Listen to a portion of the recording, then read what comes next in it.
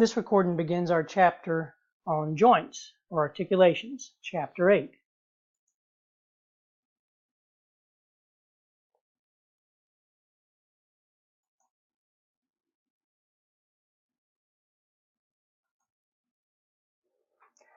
So an articulation is just another name for a joint.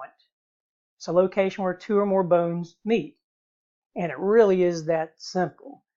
A lot of places are going to be considered joints you wouldn't normally think of as joints. Only points at which movements of bones can occur. Joints allow mobility while preserving bone strength. The amount of movement allowed is determined by the anatomical structure. And we can categorize joints functionally by the amount of motion that's allowed or the range of motion, or structurally by the anatomical organization. So we're going to give you a group of terms that categorize joints by function, and then we'll give you a group of terms that categorize by structure. Here's a classification by function. A synarthrosis. This is a joint where no movement is allowed. It's extremely strong. An amphiarthrosis. Little movement is allowed. Much stronger than a diarthrosis. The articulating bones are connected by collagen fibers or cartilage. And then a diarthrosis is freely movable. This is what you normally think of as a joint.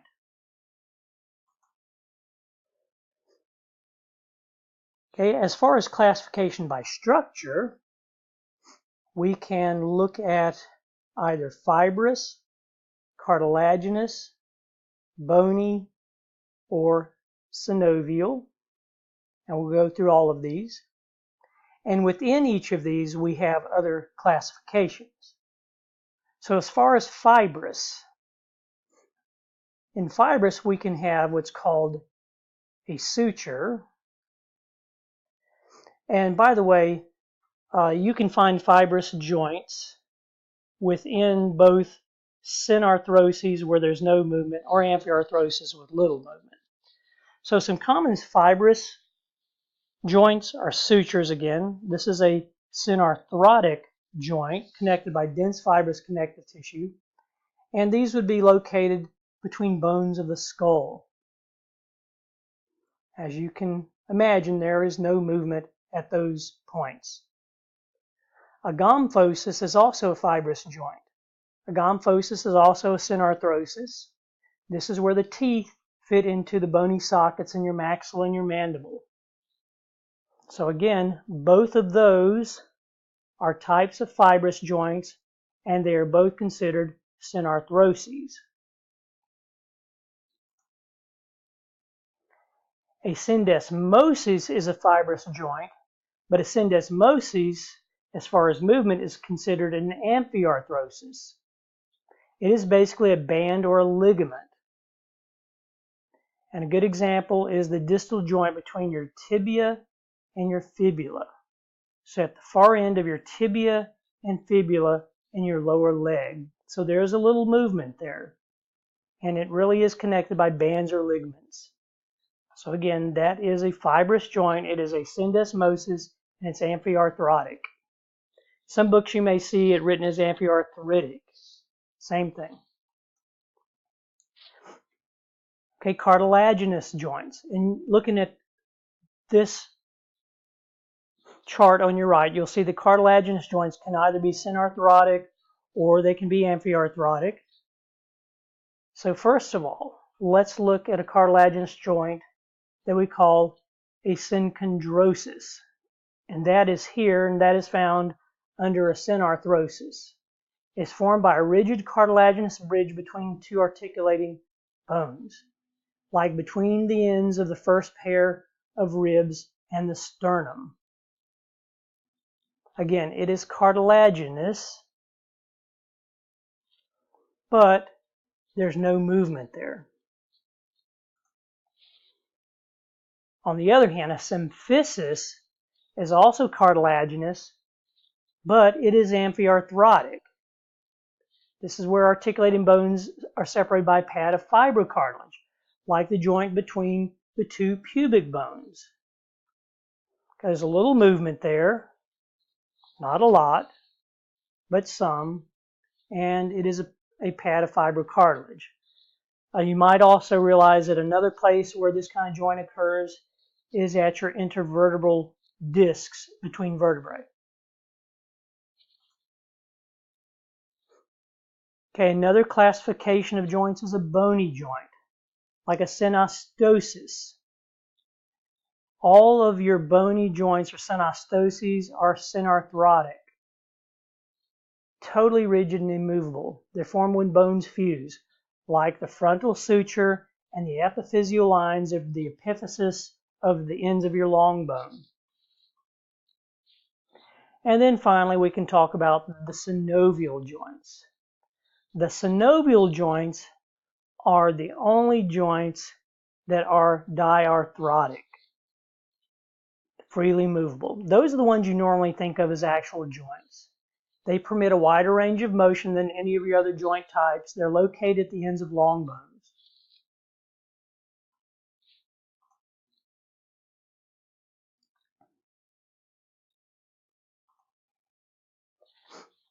And we want to spend a little bit of time talking about synovial joints because they are common areas that we have problems with. They're areas that are very important to us because they allow us to move. So at the ends of your long bones, where you have the joints, the synovial joints, you have articular cartilage. This covers the bones. It is or resembles hyaline cartilage, but it doesn't have perichondrium. So that's one reason why they say it resembles hyaline cartilage. The matrix contains more water than other cartilages.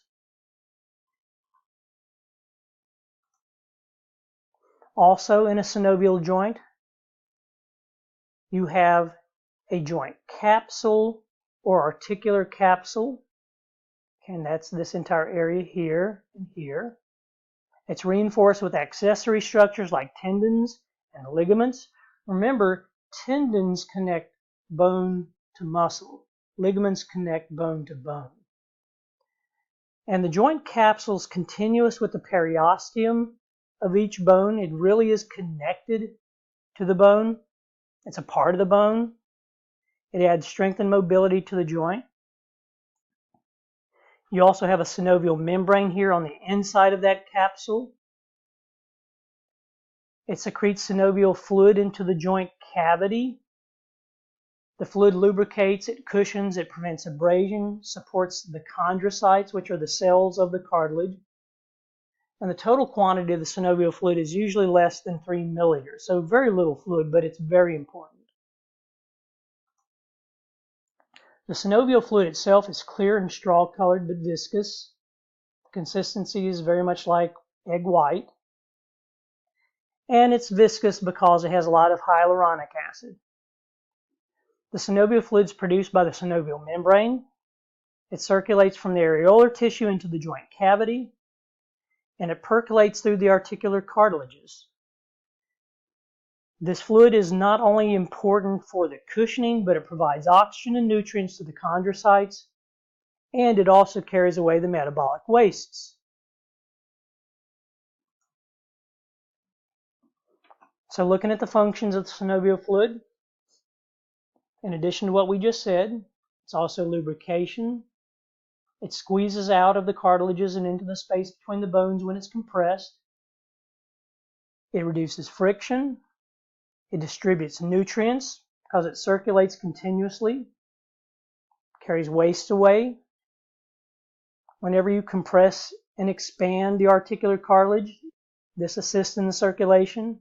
And it's a shock absorber. The viscosity increases with increasing pressure.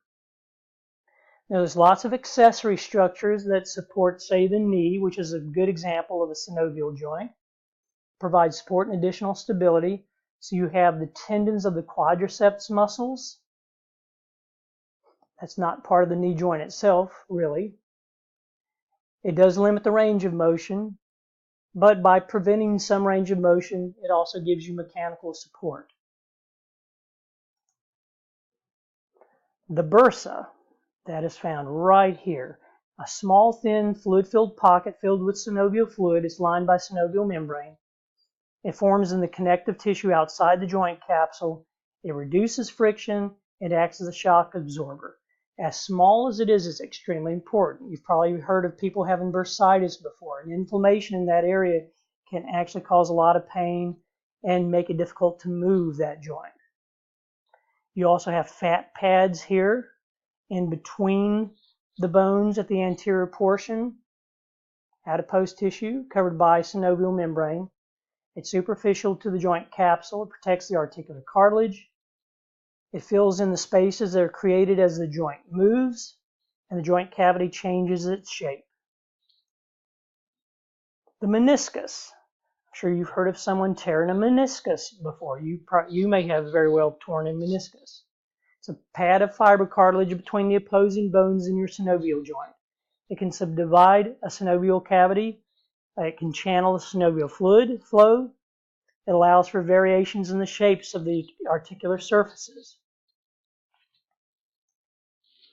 Then you have accessory ligaments. They support, strengthen, and reinforce the synovial joints. Then you have the capsular ligaments that are part of the accessory ligaments or the intrinsic ligaments. The localized thickenings of the joint capsule.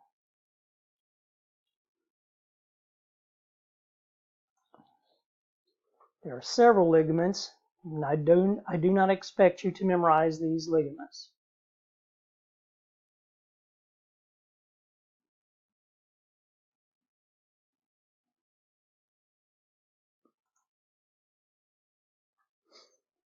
As far as the mobility of these joints, a greater range of motion results in weaker joints. So your synarthroses are your strongest joints because they have no movement.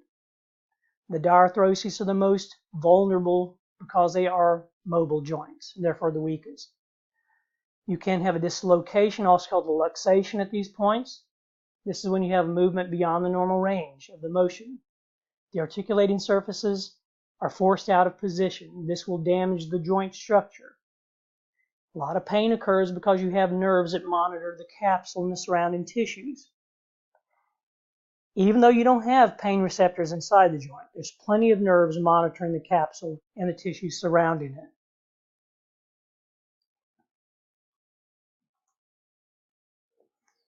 Let's talk about the different types of movements at the synovial joints.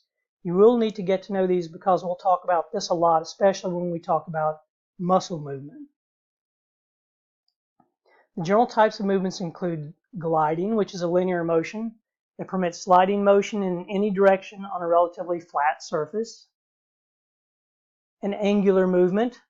This is a movement along two axes in one plane. It involves a change in your angle. Circumduction. This is a special term describing a complex angular movement. The proximal end of a bone remains fixed while the distal end moves in a path that corresponds to drawing a circle. Rotation. Movement around the longitudinal axis. The bone end remains fixed and the shaft rotates.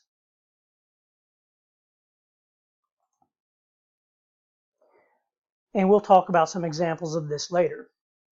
A movement can be described by the number of axes also. Monoaxial means around one axis, biaxial around two, and triaxial around three.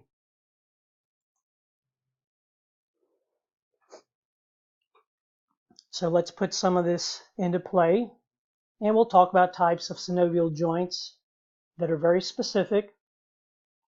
A plane joint. A good example is the acromioclavicular and sternoclavicular joints, or intercarpal and intertarsal joints, the vertebral costal joints, and the sacroiliac joint. Hinge joints, very common, like where the humerus and ulna come together. The elbow joints, knee joints, ankle joints, interphalangeal joints. And then pivot joints. This is like the atlantoaxial joint, where your head turns, or the proximal radial ulnar joint.